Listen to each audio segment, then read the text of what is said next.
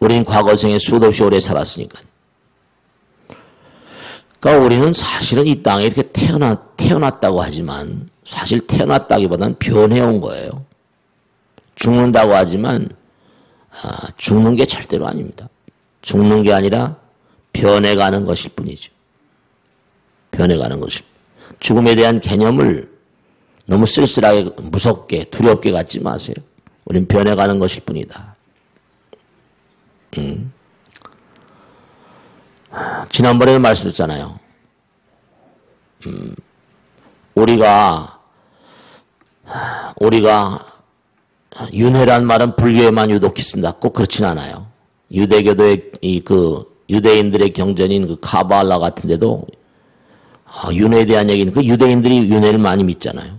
주부라고 그래가지고 유태인 가운데 불교 신자가 굉장히 많습니다. 주부. 그 마태복음 같은 데도 윤회에 대한 얘기가 많이 나오는데 참 이상하게 이건 정말 잘 알려지지 않은 얘기지만 이건 꼭 알고 계셔야 될 게 그렇다고 다른 종교를 험담하는 게 아니라 지난번에 콘스탄티노플 종교회의 때 윤회를 이단으로 몰았다고 그랬잖아요. 신중하게 아주 굉장히 회의를 많이 했다는 기록이 나옵니다.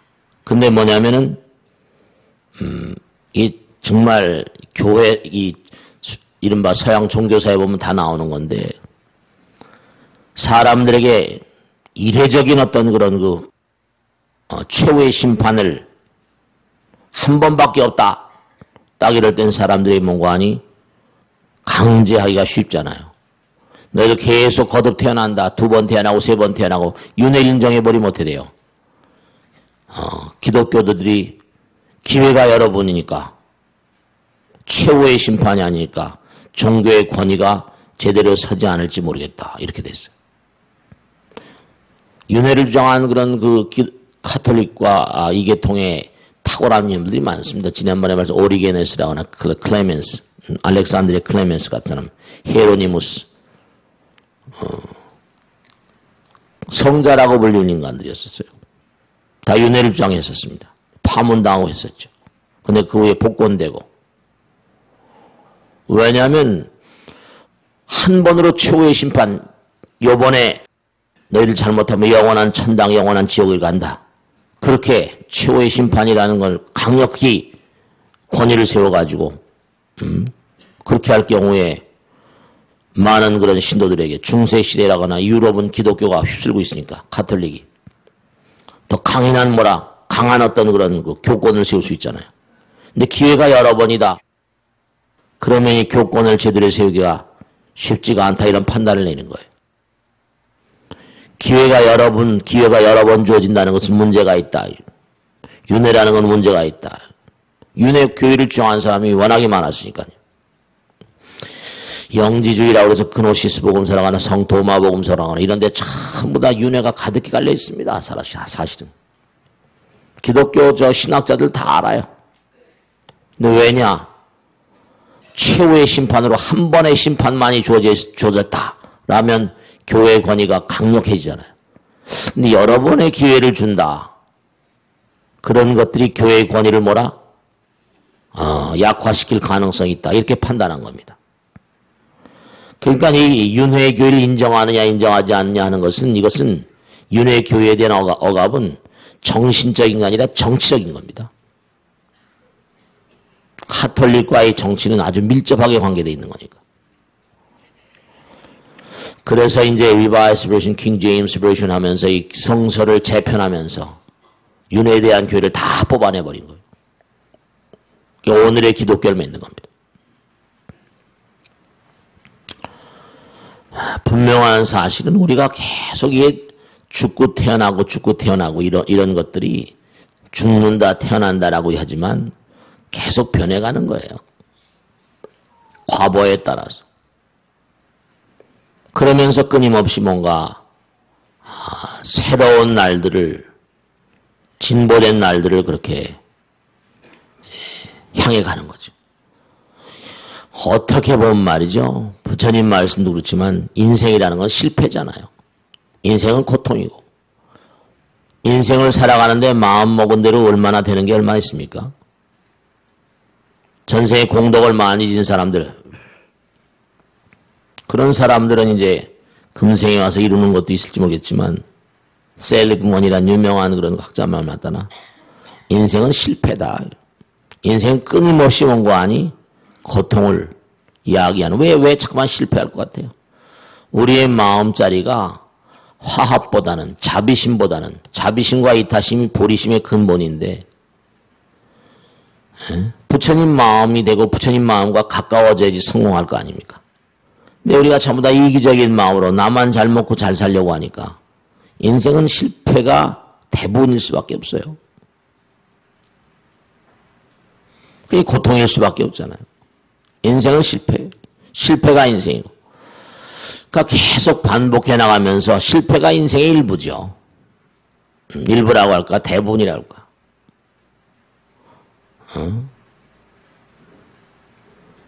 부처님 말씀에도 우리가 공부했잖아요. 딸내미들이 전생에 연적일수가 많이 있다. 꼭 100% 그런 건 아니라 하더라도. 아들내미도 마찬가지고.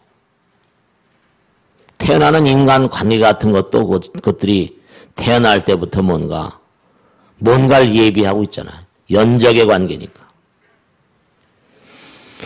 그 자꾸만 실패하면서 실패 가운데 사실 뭐예요? 인생은 실패라고 하면 실패 가운데서 배우는 게 어떻게 해요? 성공하는 그런 과정 가운데, 성공하는 어떤 그런 상황 가운데서 배우는 게 있어요. 실패 가운데 배우는 게 많지. 고통을 통해 공부하는 게 많지. 시련을 겪은 후에.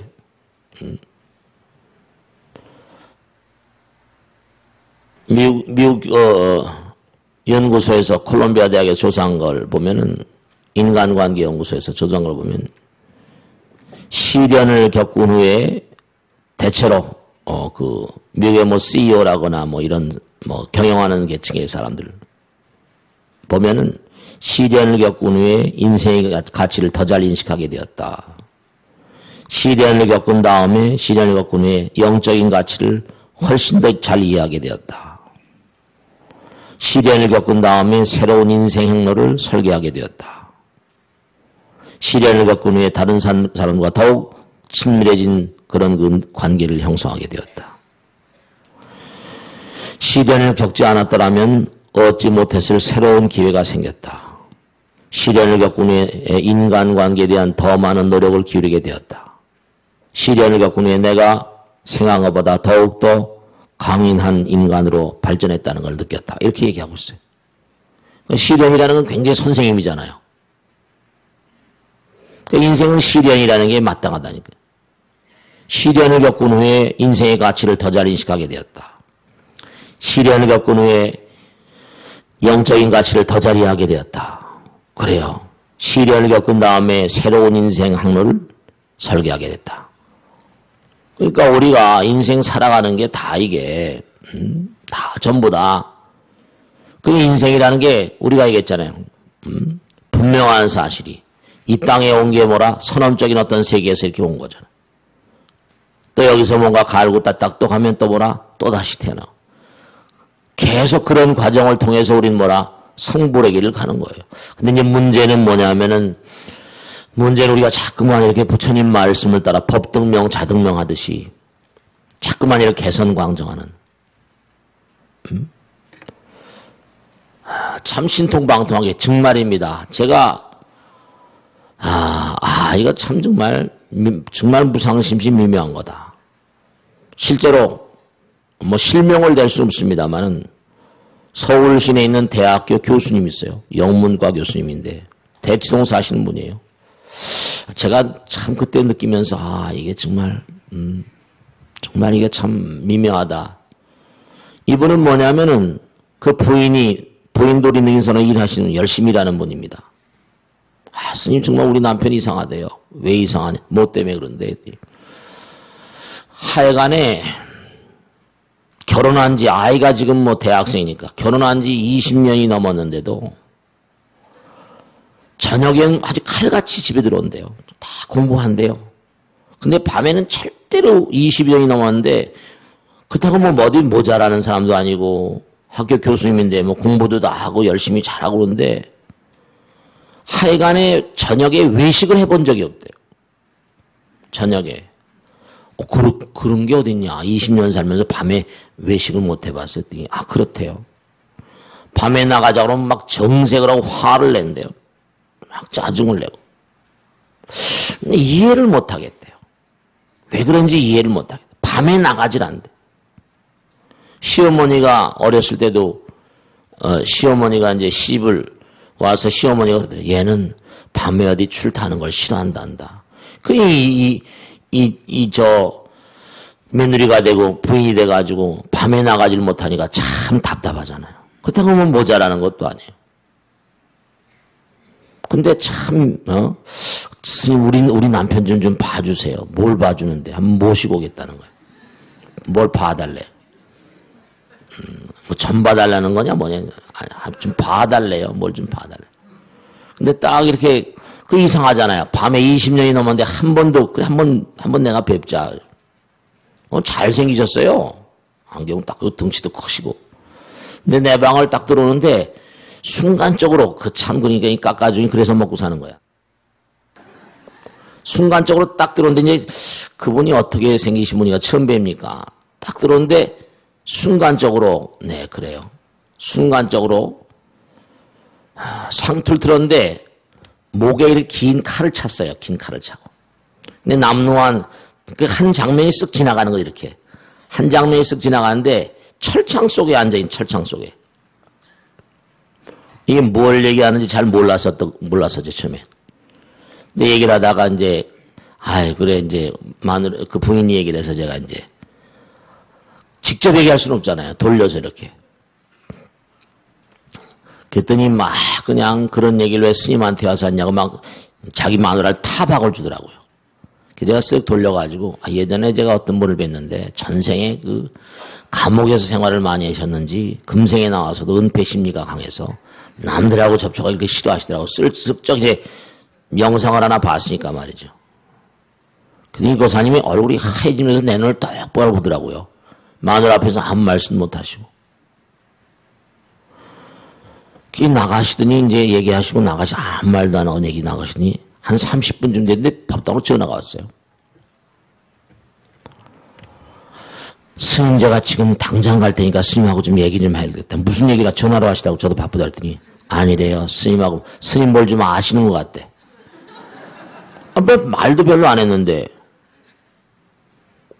그래서 오시라고 하도 그냥 다급해서 그러시고 오시라고 했더니 스님 바르게 좀 말씀하세요. 뭘 바르게 얘기하겠냐 했더니 스님 뭘 알고 계신 것 같다고 이래요. 그래서 알고 계신 것 같다고 그런 게 내가 뭘 알고 있는 것 같으냐고 먼저 말하라고. 그래서 내가 말을 했더니 스님이 감옥 얘기를 하더라는 거 아니에요. 그러니까 이게 참 묘한 거예요.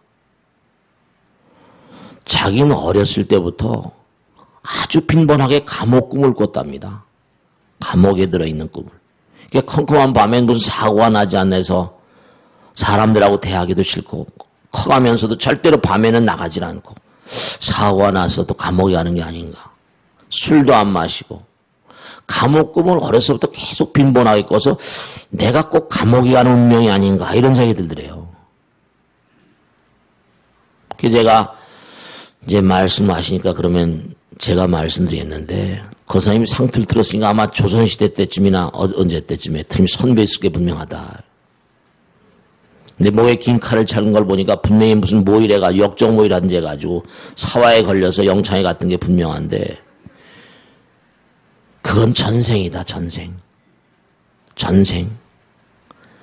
전생에 강한 어떤 그런 감옥 속에 오랜 세월을 썼으면 어떻게 했어요? 확 심리에 배해지죠. 사람들 가운데 어떤 그런 고통의 심리라거나 강한 어떤 그런 인식 속에 박혀있는 어떤 병적인 증상이라거나 이런 것들이 전생과 연결된 게 태반입니다. 여러분들 오늘 제가 이 말씀 드리려고 그래요. 그래서 그 고사님이 다 듣더니 한숨을 푹 쉬더라고요. 그런 것 같다고. 그렇다고. 그런 틀림없이 스님 말씀이니까 납득이 간다고. 전생이니까 이제 지나간 거라고. 제가 지나갔다고 말씀이고 이제는 지나간 강한 인식이 몸에 그대로 뭔가 의식이 박혀 있는 거예요.